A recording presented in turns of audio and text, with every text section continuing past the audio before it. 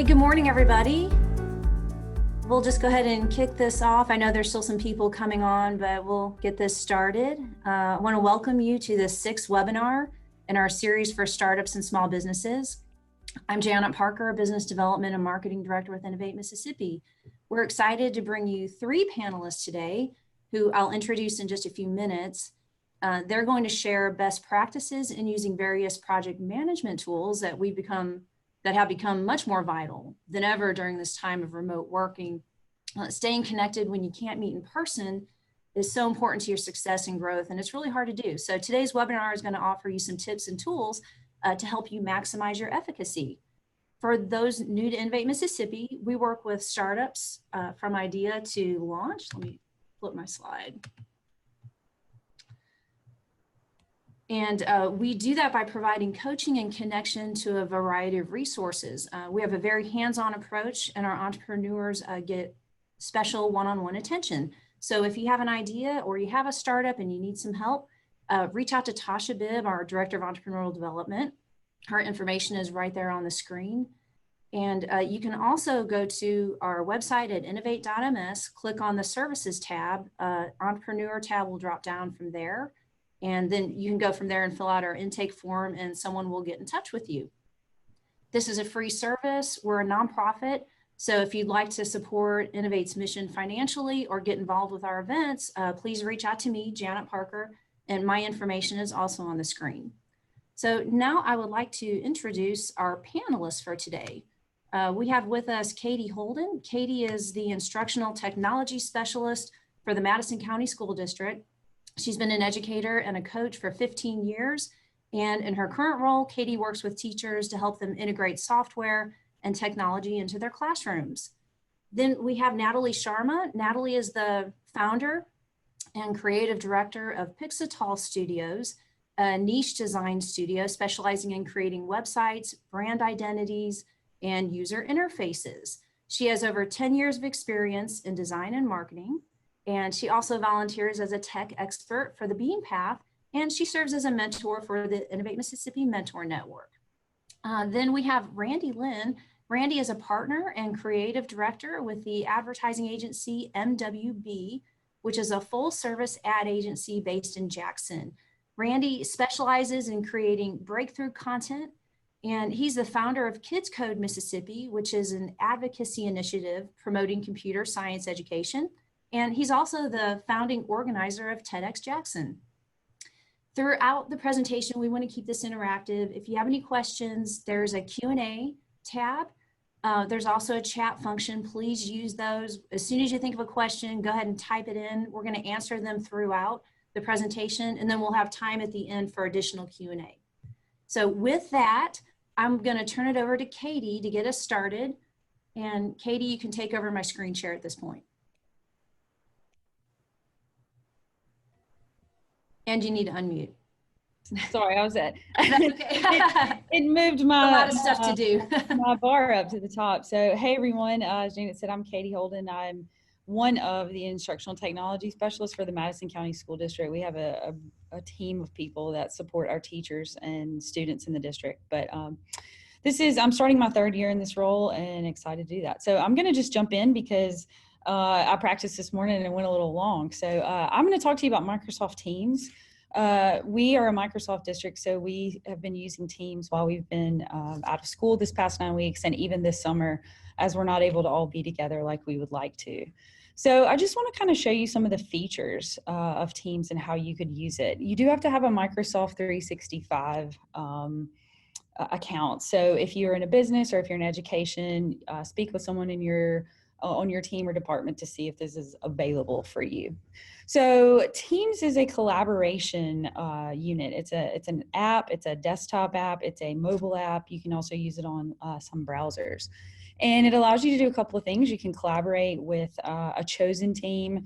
You can create your own team, adding people to that. You can also share documents with each other. And you can also, probably the thing we have used it for the most are virtual meetings and calls with people. So I use this on a daily basis with my teachers. I can quickly have a meeting with one teacher if I need to.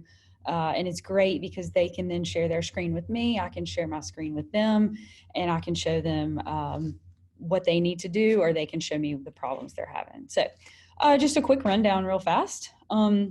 So I'm using the Teams desktop app. You can see right here.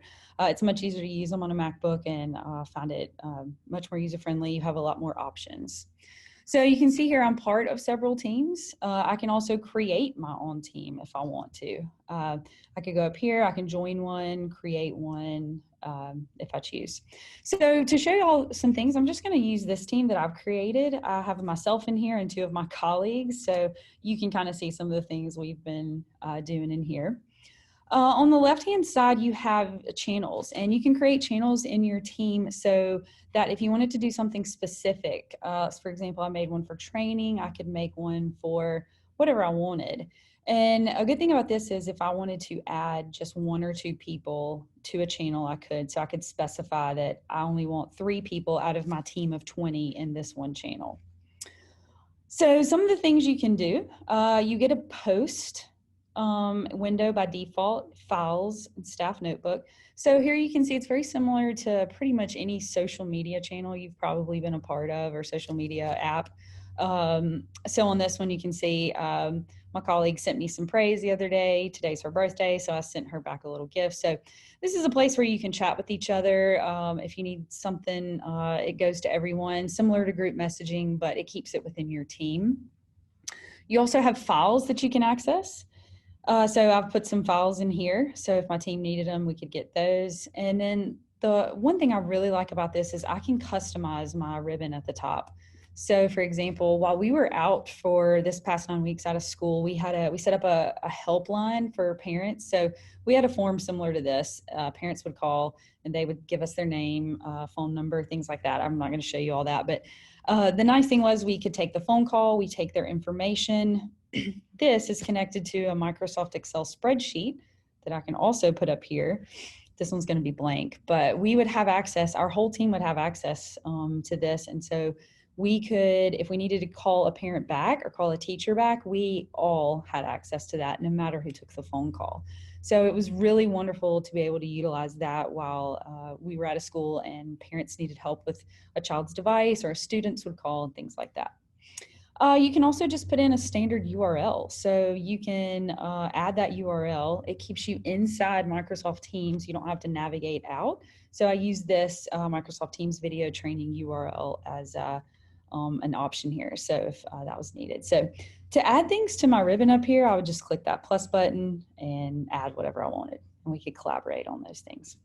So the next thing I want to show you is how I utilize this more than anything, and it is just a great feature for having meetings really fast. So on the left-hand side, you have a calendar, and one of the nice things is you can see it incorporates with my Outlook calendar. So I can add events to my Outlook calendar even if they're not Teams related, and it will show up. So for example, I knew I had this webinar today, so I don't need to schedule anything on top of that. But this afternoon, if a teacher emailed me and said, hey, can you call me? Can we have a meeting real fast? Of course, I can set it up. So there's 2 ways you can do that. I can go over here and have a new meeting. I can add a title. Required attendees, these are only going to be people in your team or your district, sorry, in my case, in my district, that shows up, your business, your enterprise, however that works. But you can also add someone that's outside. You can just type in their email address. So for example, I'll add one of my colleagues. So if I added her, she shows up because she's in my district. But I could also add with my personal email, I could add anyone and it sends them an invitation. They can join as a guest. I can select a date. So I can schedule these ahead of time. I can select a time. They come in 30-minute increments, and then I can select an ending time. So if I want to say an hour and a half, you can add a channel. So if I wanted to add a specific channel out of one of my teams, I could also do that. I'll wait for that. Also a location if I wanted to. And then here's a rich text editor where I could add instructions. I could add other things. Another thing you can also do if you use Outlook, you can schedule a Teams meeting through Outlook. I'm not going to jump into that or I might run out of time because I want to show you all the meeting features. But if you schedule it through Outlook, you do have the ability to attach a file to it. So that's really nice. So I had a professional development yesterday, sent it to my teachers, attached the agenda, and they got the meeting invite and the agenda all in one email. And as soon as the person gets your invite, well, you press send, they get your invite, they can accept it, and it automatically will put that on their calendar for them. And you get a return email that says they've accepted. Okay. So now I just want to show you the features of the meeting. So I'm going to discard that because I'm not going to schedule it. So I can just do a meeting now. So I'm going to have a meeting with myself just so I can show you the features. So you should see me here. Similar to Zoom, I have a video option. I can turn that on or off. Also have a mute the microphone option. Okay. So I'm going to go ahead and join, and it's just me, but you should be able to see the features of the Teams meeting. Okay, so if I had multiple people in here, you would see multiple squares. For Teams right now, you can see up to 9 people. They are supposed to release, I think, for up to 49 people, and eventually will release more, I think. There is a live function that you can use for Teams where people can just tune in, similar to what we're doing now. That you do have, that's a separate part of your subscription as well. So you'd have to talk to your team to do that. So some of the features you can see down here, I have a timer, same with, that I just showed you, a video camera. I have a microphone option. I can also share my screen. So just like I'm doing now on Zoom, again, very similar. I have a couple of options I can choose. Typically, I choose my entire desktop, so I'm not limited in what I'm showing. And if I need to show multiple applications, I can do that as well. I'm going to come back to the actions. I can also raise my hand. Someone else can raise their hand if they have a question. My hand is raised, and I can also put my hand down there. There's also a chat feature. Sorry. See if I can get that to pop back up.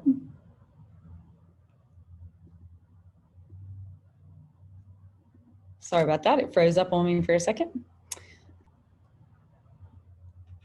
All right, I can see the people that are in here. So far it's only me, but if I were to add more people, they would pop up. Here's my chat feature. So just like you have in Zoom, you can type a message. I can say, hey, you can specifically say something to a person. You can add them and say, hey, I have a question, things like that. So some of the actions that you have here, I have the option to record my meeting.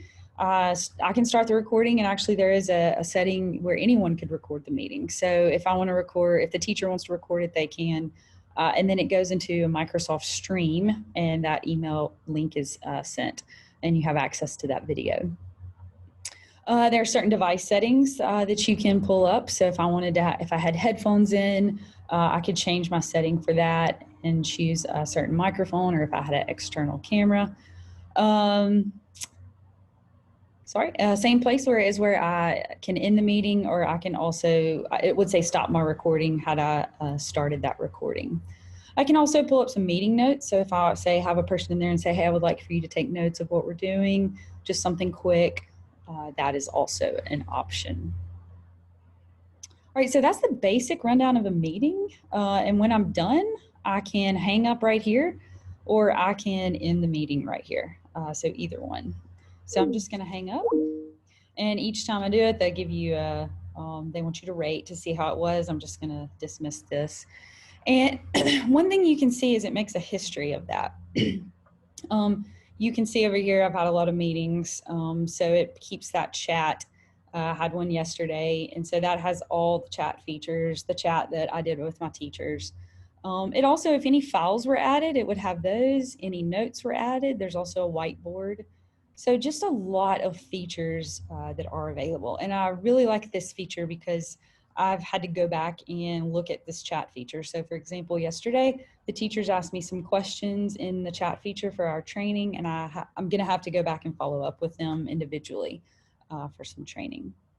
So there's also an educational component as far as assignments, but I just wanted to show you all the basic features of how to use this for collaboration with people. So I'm gonna stop sharing my screen and come back out and see if anyone has any questions. Let's see. Katie, if you look at the Q&A tab, Yeah, I see it now. Sorry about that. For staff of 3 that has access to a network drive and already using Zoom for meetings, is there any benefit to switching to Microsoft Teams? I would say that would be y'all might want to look at it and assess it and see if you're comfortable with Zoom and that's what you're using. You can, and then it depends on if you use possibly Google or Microsoft. I would say the feature for Teams is the collaboration part of it, and like I just showed you. So, for example, that Excel document that we have been using since we got out in March, we still have a history of that, and we have our communication about that. Zoom doesn't offer that. So that is one plus side of Teams. The other thing would be to see about what the subscription difference is and cost and things like that. So you said you only have 3, so there's probably other tools. There's plenty of free tools that Google offers for collaboration. So I hope that answers your question. And if anybody else has one, happy to answer that.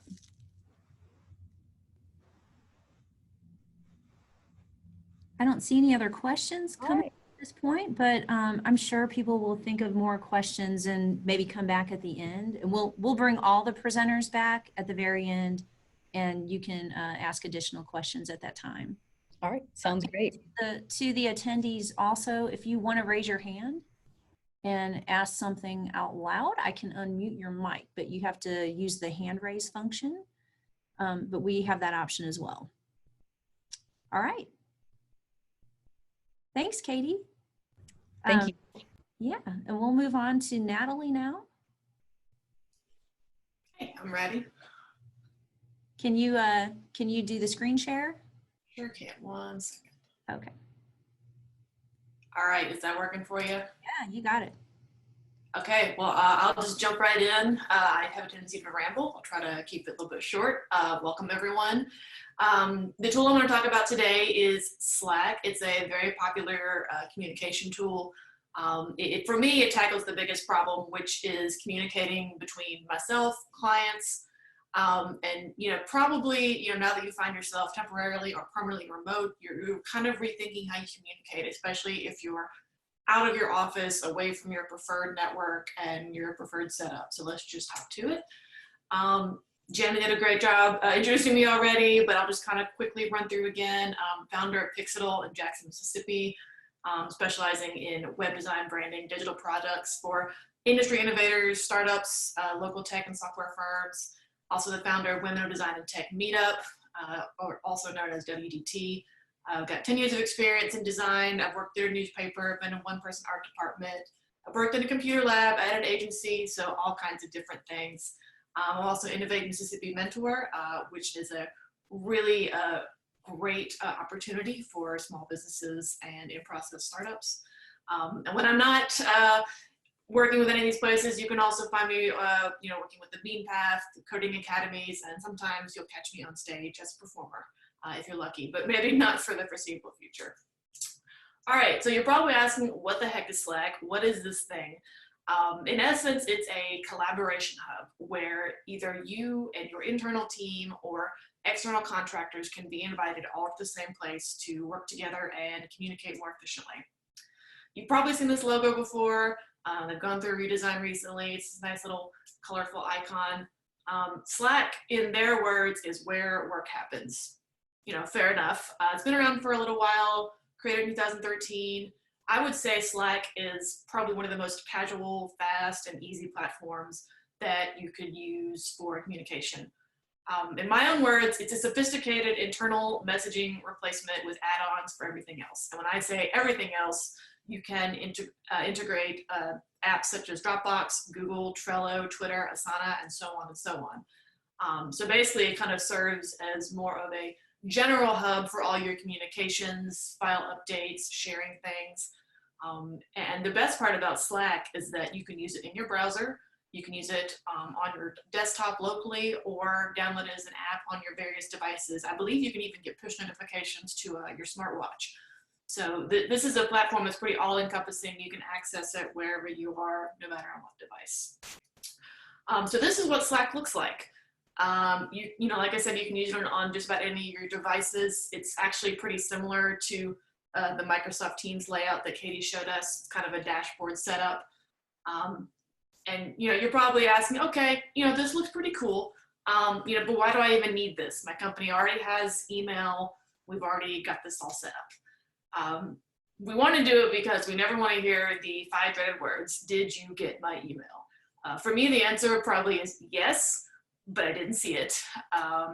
If you thought handling email was bad while you're in an office, try doing that from home, where you've got plenty more distractions, dealing with, you know, spotty Wi-Fi and everything else. So the main reason to use Slack is it kind of keeps your information out of a black hole, because your inbox is not just to get emails from within your company, you're also getting emails from vendors, you're getting marketing emails from services that you use. So this is just a good advantage. This is a good way to kind of keep things separate so you're not constantly losing things. Just as a general note, since January 1st, I've gotten more than 5,000 emails. And if you saw that number and said, wow, that's a lot, or if you laughed and said, that's nothing, then you just kind of proved my point here.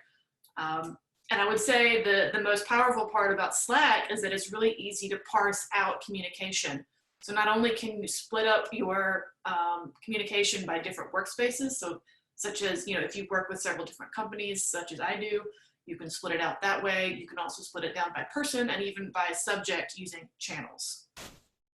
You can also kind of pin important messages, keep track of your files that you've sent back and forth, and even put in certain shortcuts all in one spot, which, okay, that sounds great, but how much is it? You really can't beat free, guys. The basic plan for Slack is the free level, which I actually use with all of my clients that invite me to their Slack. I don't know that many people that use the advanced platform, but depending on the size of your team, you may want to explore the different pricing options they have. But to get started, it is 100% free. There's no trial period. You just don't have access to as many features. So on the free plan, you can have up to 10,000 archived messages. So that basically means if you want to go back to 10,000 messages, you can't because you've hit your limit. You can integrate up to 10 different apps. So if you want to integrate Dropbox, keep track of all your files, or your Google Drive, you can do that and have up to 10 of them. You can also do one-on-one calls. It's not, so right out of the box, you don't get something as extensive as Zoom or Google Meet, but you can at least do one-on-one calls if that's something that you need. They have additional plans, but they're monthly per user. So your standard plan is going to be currently $667 a month. The plus level is $1250, and then the enterprise level is a little bit more custom depending on your company needs. So I'm going to dive into my personal use case here. This is how I use Slack on a day-to-day basis. I think I've got 6 or 7 different workspaces. I serve as a design partner or an entire design arm for clients, so I'm often integrated in with their team. And there's lots of micro communication, so much small stuff such as, you know, did you talk to this person? Did you get this file? Did you update this? And it's using that with email is very exhausting. This makes it a lot quicker, and it kind of reduces the mental overhead of having to go to my inbox and seeing 20 unread emails. With messages, it's a little bit more palpable and easier to digest. I would say on average, I'm communicating with 4 to 6 team members all at one time. And you know, again, that can be really overwhelming when you're dealing with your inbox because it's full of other stuff too. So the way I kind of break it down is clients, such as different businesses, get their own workspace, and then different projects get different channels. So we're kind of separating things out to make it a little bit easier for us to use and look at all at once. So what we're going to do is we're going to try it out. We're going to hop in and create a workspace. I'm going to minimize my screen here. So, you know, if you go to slack.com, it's pretty easy to get started right away. We'll try Slack for free, and then we're going to create a workspace. So I'm going to type in my email. I already have a workspace set up with my general email, so I'm just going to create a filtered email where I just add my name and plus. All right, hit confirm. And so they're going to send me an email with a confirmation number. I'll have to pull that up on my separate screen over here.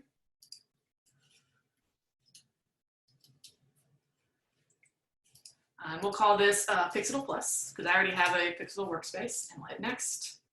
And this just kind of, it kind of walks you through the setup. So let's say a project we're working on right now is a Slack demo. And this will create a channel for Slack demo.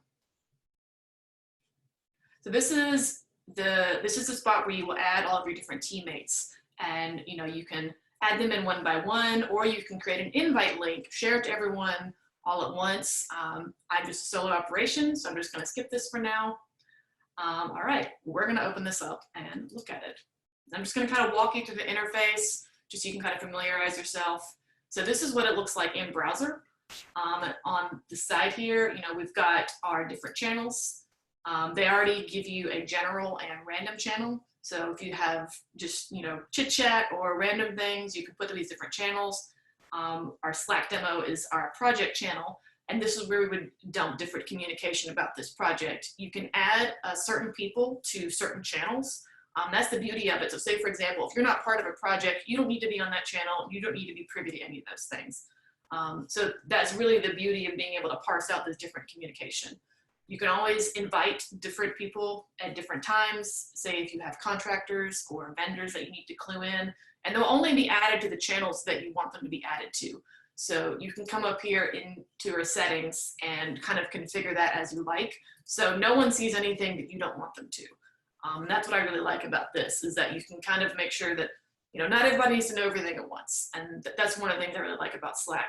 But I will say my favorite thing about Slack is if we go to a certain channel, say we're on our Slack demo channel about its project, we can click details and it shows us everything we need to know, especially this files tab. So if you're shuffling a lot of files back and forth, the beautiful thing about this is that it keeps track of all of them right here. So you don't have to go digging through your email, try to find where something is. It's all right here.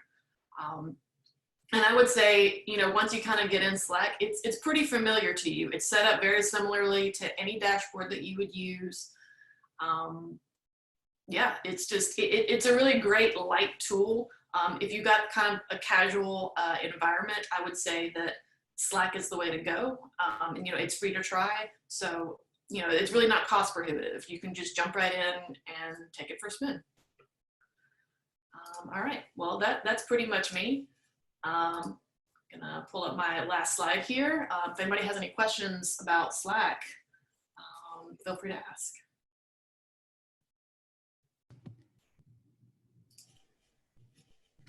Okay, well, I don't see any questions at the moment, but I'm sure people will think of some questions as we continue on. So Natalie, thank you so much for your time. We'll bring you back at the end. And now I'm gonna turn it over to Randy Lynn with MWB. Randy, thanks so much. Thank you. Okay, so I'm going to be talking about Basecamp, which is a tool that we use at my agency, Maris Weston Baker. We are a full service ad agency. We do print media, audio and video production, websites, podcasting. This is our 50th anniversary year. We've got 18 employees on staff, including project managers, designers, writers, web developers, photographers, videographers, video editors, and we have an illustrator animator. And we've been, before COVID, we were shut down for Katrina, and we also had a tornado fly over us that took off part of our roof and caused lots of fun water damage.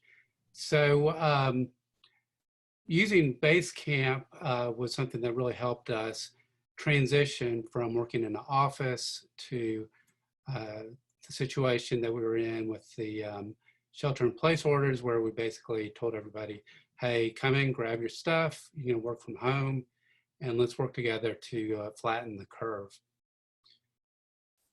Now, Basecamp was really helpful for an ad agency like us because it's really designed for collaboration. It's an online collaboration tool and a project management app.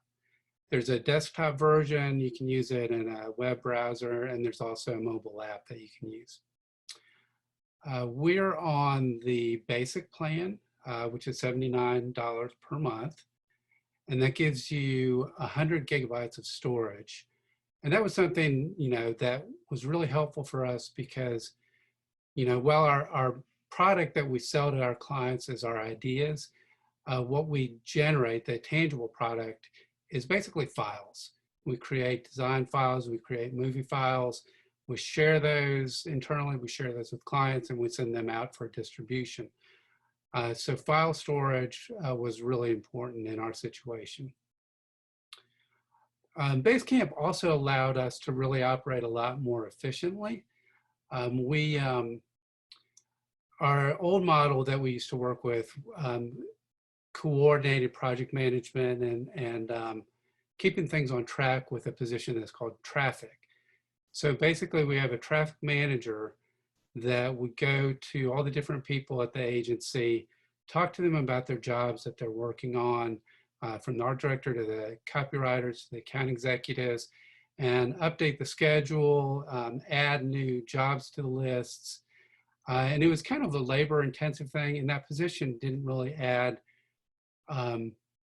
value in a direct sort of way. It helped the agency, but it didn't add value in a direct sort of way to our clients. So this has really allowed us to kind of eliminate that position and work a lot more efficiently than going around and updating the list on paper like we used to do. And also adding, a lot of communication via email, which, as Natalie mentioned, it can be a very problematic way of doing things. So basically how Basecamp works, there's 6 different areas that it has functions that can help you. There's a message board, there are to-do lists, there's scheduling, there's documents and files where you can store your files, there are group chats, and you can also do automatic check-ins. The check-ins, that's not something we really do because I've found when you ask people the same questions, on a weekly or daily basis, they'll do it for a couple weeks, but after that, people just stop doing it. So it really didn't help us very much, so we stopped using the automatic check-ins. This is the main screen, kind of the home screen of Basecamp that you see when you're right when you log in. And you can see that there are 3 different areas. There's the corporate area, which we call the MWB HQ. There are teams areas, a team area, and there are a project area. And under each, there's individual base camps. So for the MWB HQ Basecamp, we share company-wide messages, company-wide scheduling, like if somebody's going to be out for the day. We have corporate documents that we keep there as well. For teams, those are base camps that aren't related to specific client jobs. So if there's communication going on between the creative and production staff or a client team like MDH team for the Department of Health, projects that we're working on as collectively as a team, but not a client Basecamp. And then at the bottom, you can see we have our projects. And that's where we get into the specific jobs that we're working on for our clients. We've got about 60 active Basecamps right now at the current time. And we have all our files on it, and we can keep everything contained within that file limit that we have of 100 gigabytes because Basecamp allows you to archive projects when you're done with it. And that doesn't count against your file limit, which is real helpful. Like I mentioned, they have a scheduling function that works just like a typical calendar program. We can add a new event. You can schedule recurring events there. And you can tag people in the events so that shows up on their calendar as well. And it integrates with external calendars, which is helpful for people that like Google, Outlook, or iCal. One of the great things about Basecamp is that it records everything. So you can look at a rundown of all the activity that's happening, going all the way back if you want to scroll that far to the very first day you started using Basecamp. But that's helpful. You can see one person's activity if you want to see, what was I working on 3 days ago? which is helpful for timesheets, for companies that use timesheets. You can do that as well. But you can also look at the things that have been assigned to you. We use to-dos for assignments. And you can see what overdue notices you have or any upcoming dates that you have scheduled. This is what a client project Basecamp looks like. Just showing the, this was our Basecamp for Mississippi Tourism project. There's a message board that works kind of like a chat function. There are to-dos for specific assignments. You have docs and files. You have a campfire, which is basically chat for that project. You have scheduling, and you have below that project activity. And you can see at the top all the people in circles. Those are just the people that are working on that one project. So that's kind of nice because you don't get alerts for everything that everybody's working on, but only the assignments that you're working on. This is what the docs and files section looks like. There are individual folders within it where you can post, where you can collect like print, outdoor, TV and video files. And you can also generate documents within that. And you can see that with the text. And you can also see in the blue circles, you can see if people have commented on those documents as well. This is what the to-do areas looks like. You can see like social media vids with governor. You can see that 3 people have been tagged under that one to-do assignment. And then once they're done, there's a checklist. So you can check it off when you're done. So it's really nice to be able just at a glance to see what you have done, what you haven't done, and what's on your schedule. So for the tourism assignment, this was kind of a good example of how things were for us right after we started working from home. We started out before the shelter in place, extremely busy. So we had a lot of things going on. And then that pace kind of continued for us. In my case, working from home, I took one room of my house. My wife, who works at another competitive ad agency in town, took the downstairs, and I had my kids, my 2 kids, both working for their schooling in their bedrooms. So we're kind of, in a way, kind of like our own little agency in my house. But on a Tuesday, we had a meeting and said, hey, we've got an opportunity to get some ideas in front of Mississippi tourism by Friday. So we need to have a demo commercial and some print ideas and some outdoor ideas thought out and in front of them in 4 days. So, so we all kind of collaborated together using Basecamp, came up with a script. The video people found some existing footage, some stock footage, and we put all this together in a conceptual way in about 4 days. And then in the next couple of weeks, we fleshed it out and came up with layouts for the print and outdoor components of it. During our shutdown, we also created work for Jackson, Visit Jackson, the CVB.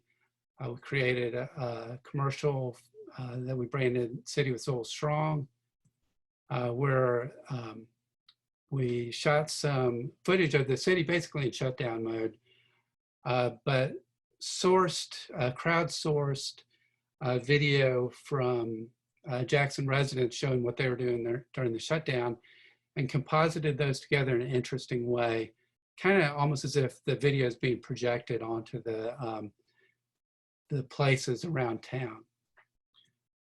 We also created a campaign to celebrate those frontline people who are working from healthcare providers to pharmacists to the frontline service industry people, But we also use that as a way to bring attention to our restaurants at a time where they were really suffering. So reminding people that, hey, you can buy gift cards, you can take advantage of curbside and delivery and pickup. So that we branded that Good Food and Gratitude. And the Convention and Visitor Bureau, Visit Jackson, and Downtown Partners in Jackson, and Finding and Fondren, and others picked that Good Food and Gratitude up and carried it on for us, even after we started it. And one of the fun things that we did, we wanted to keep things fun. We're dealing with some serious issues and a lot of work pressures. So we had an online contest where we encourage everybody to come up with Zoom virtual backgrounds. And we made it a contest so that you get a gift card for a restaurant if you had the winning Zoom virtual background entry. And these are some of the entries that we had. We had an 80s theme, laser cat, Zoom background. Of course, toilet paper shortages going on during that whole period. So there was that as well, several of those. The Real Housewives of Jackson was one of the Zoom backgrounds. And the entry that ultimately won our contest came from our illustrator animator, who came up with a neat working from home design that I think any parent can appreciate, when you have your kids looking in on your Zoom call. So that was a lot of fun. The things that I really like about using Basecamp, one, it's super intuitive. It makes collaboration easy. That's great, when you have technical people, but you also have, people that have been doing things for a long time and, are kind of set in their ways. It helps to have something that you can pick up easily, and also bringing clients into it. You can do that without a whole lot of new training. It keeps your files accessible anywhere. So we already had our files online for the most part. So when we transitioned to working from home, people didn't have to do a lot of copying their files onto drives and bringing it home. We already had most of the things we were working on already on Basecamp. It collects and records all activities. So if you have to go back and say, okay, what did the client ask me to do on this job? It's all there for you. It's nice that it's very stable. It's not buggy at all. They don't come out with very many updates. So there's not a whole lot of, bugs that get into the system when they bring on new functions. And another great thing about it is you do have a desktop and mobile version of it, but those play nicely together. So you don't get alerts on your phone while you're working using the desktop. But if you're not using the desktop Basecamp, you'll get alerts on your phone. So you don't have that redundancy caused by using both mobile and desktop platforms. I wouldn't call these negatives necessarily, but there's some things that are that could potentially be problems. It's not as robust as some of the alternatives. Like there are different products that you can use that get more into project management and go a little bit deeper with things like Gantt charts and employee tracking to see, what the workload status is. So it doesn't really do that. We kind of like the ease of use of Basecamp better though. The benefit of having everything accessible is also a drawback. You can be working 24/7 with this. So you can be getting alerts, first thing in the morning, late at night. So it's kind of up to you to manage your own work-life balance. It can also blur the lines between roles. When you have clients on board with your Basecamp, traditionally we have account service people that handle most of the interaction with our clients. But with Basecamp, the clients can go directly to the people on their team, which depending on how you work, that can be a benefit or it can be a drawback. It can reduce personal interaction because you're doing everything online, which is great for introverts, but it can be kind of a disadvantage for more extroverted people. And you do need to be careful with your clients because there's not a backstage area anymore. So, you know, you have to keep things professional because, you know, anything can potentially be opened up to your clients so that they can join in that specific area of Basecamp. So just a few quick tips for using Basecamp. There are a lot of different ways that you can use it. Like you can post a file and comment on the file. You can post a message. You can post instructions as a message. You can post instructions as a document. And the same thing, you can do work orders or revision requests the same way. So because there's so many different ways you can use it, it's important to have your own system and keep refining it as you find things that could be working better. It's important to assign people to jobs and put dates on those assignments, because if you don't do that, it doesn't show up for them. You do have to pick up the phone sometimes. Basecamp isn't automatically the best way to do things. So it's important to remember that, you know, that you don't have to do everything through Basecamp. Very important to tag people in your messages because that puts an alert up for them so that they can see that they've been tagged, and it's instant. And of course, always, you know, especially when you're working with clients, and it's important to be professional at all times because, you know, you don't want clients to see some of the aspects of how the sausage is made in the process, you know, because a lot of back and forth, like you can, you know, sometimes we're blunt with each other. And so you have to keep in mind that anything can potentially be opened up for a client to see. So it's always important to keep professional at all times. With that, here are some of the ways that you can reach me or us on Twitter, the web, and Facebook. And I will turn it back over to Janet. Okay, Brandy, thank you so much. That was so helpful. We do have a question that just came up. It's in the Q&A. And the question is, I end up using both platforms simply because the different clients, because of what different clients do, they all have pros and cons. Yeah, and I kind of have a similar question along those lines. Using multiple platforms, and maybe everybody can rejoin on this, Natalie and Katie. Yep. You know, how do you manage that? Like, you know, for example, as Mel is saying too in his question, I work with multiple external partners. Everybody uses a different platform. It's really kind of hard to manage that sometimes. So I'm using Basecamp, I'm using Google Docs, Dropbox, OneBox, Slack. Mel's asking about pros and cons. And then in addition to that, I'm asking if you guys have ideas on how best to manage that. I think if you're a contractor and people are coming to you for a service, I think often it can be up to you to kind of set the directive for that. And kind of manage how you'd like to be communicated with. For example, I have a welcome packet that outlines specifically how I want us to communicate and on what platforms.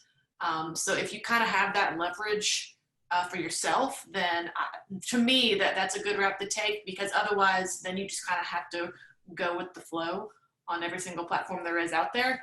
And for me, like if for a larger client, I might do that, but for a smaller client, it's really best if we kind of keep things in the circle that I want, as opposed to just adapting to whatever they have. Yeah. I'll say similar. When we first were out of school, most teachers jumped into Zoom because it was popular. Everyone was using it. It was very easy to set up. But as far as our district goes, there were some privacy issues using that with students. And so we didn't have a choice but to kind of redirect everyone and say, you really have to use Teams, because it is, our kids can access it. Or we also used our learning management system, Canvas we used, and it has a conference option inside there. So for us, it was a matter of we need you to just use this one. So it's a little bit different. I'm in a different kind of world being in education. But another thing is teachers will hear about something from someone or staff or something, and they're like, oh, I really like this. Like, can we use this? And so they'll come to us with like 10 different ideas. And so we do kind of try to say, okay, if you'll stay here, we can really help you with this more. And it's working better. It works better with students and works better with other teachers.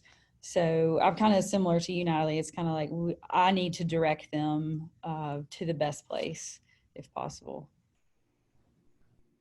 For us, we originally were using Basecamp just for the larger and more complicated projects that we were on. And we also use Slack and, some other, Dropbox and Google Docs and several other things.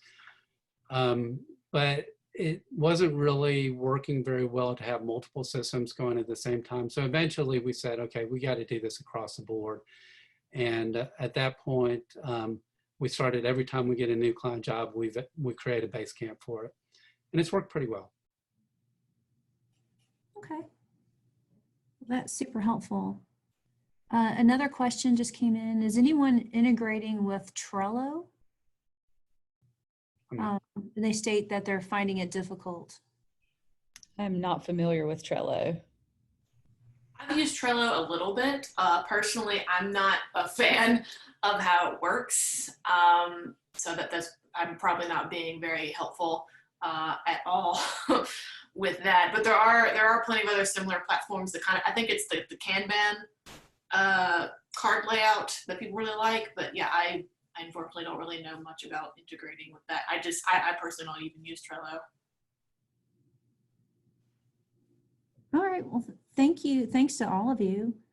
I don't see any additional questions right now. People, you can still type those in if you have any. In the meantime, Randy, Katie, Natalie, I really appreciate all of your input. Are there any additional comments you guys would like to make? One thing that I always hear a lot of, especially in the tech world, is that we're always overwhelmed by all these notifications from all of our different platforms. And I will say that I know in Slack, for example, you can go in and set up do not disturb hours. Unfortunately, you have to do it for each workspace. But it is a platform where you can kind of control how people see you and when you're notified when they contact you, just to kind of mitigate the kind of wall of the communication we get every day. I mean, personally, I live pretty notification free. All of my notifications are turned off on every device except for my computers when I'm using them. So I highly recommend that. It will simplify your life working from home. I'll second that. Basecamp has a similar feature where you can set your hours. And we found that it's really good to disable email notifications, because if you don't do that, every time something happens, you're going to get an email notification and it's going to just fill up your inbox. So that's something we tell people to do automatically. I've third that, because if I send a meeting invite and a teacher accepts it, I'll get an email back and they accept it. And so yesterday I trained a school, I think it had 50 teachers. And so, I don't need to get 50 emails that they're all accepting my invite. But yeah, I'll say the teams, it's very similar. I enjoyed both of y'all's presentations as well. I've used Slack a little bit with Natalie. I've never used Basecamp. So I love the similarities between all of them, but that, they all offer something really, like one niche thing that's important for what you're trying to do. Yeah, that's great. Thank you, guys. Thanks to all three of you. And I don't see any additional questions. I'm going to do my screen share. Let's see if I can pull this up. And I will use to close this out. Oh, I just messed that up, everybody. I'm sorry. I'm going to stop the screen share. Well, I just want to take a moment and thank our three panelists. You guys, this was so informative and so helpful. I took tons of notes myself, and I just appreciate you guys taking the time to share your expertise with all of us and just taking time out of your day. I also want to thank all of our attendees for joining in. We just appreciate you getting involved. We hope that these webinars are helpful to you. I was going to show on the screen, but I just messed it up, so I apologize. We do have a couple more webinars coming up. August 5th, we'll have Michael Denny and Michael Langdon with Grantham Pool talking about accounting principles for small businesses. And then on August 19th, we have Brent Upton. He will talk about ideas on securing your information, keeping you safe from cyber attacks. You can find that information on our website at innovate.ms on the homepage. And I am also going to be emailing everybody links to those. In addition, we have a new series Tasha Bibb has just started called, it's focused on minorities and women. And you can also find that on the homepage of our website. If you want to find more information about that, you can contact Tasha and you can reach out via the website. So once again, I just thank all of you for joining us, and we will hopefully see everybody again on August 5th.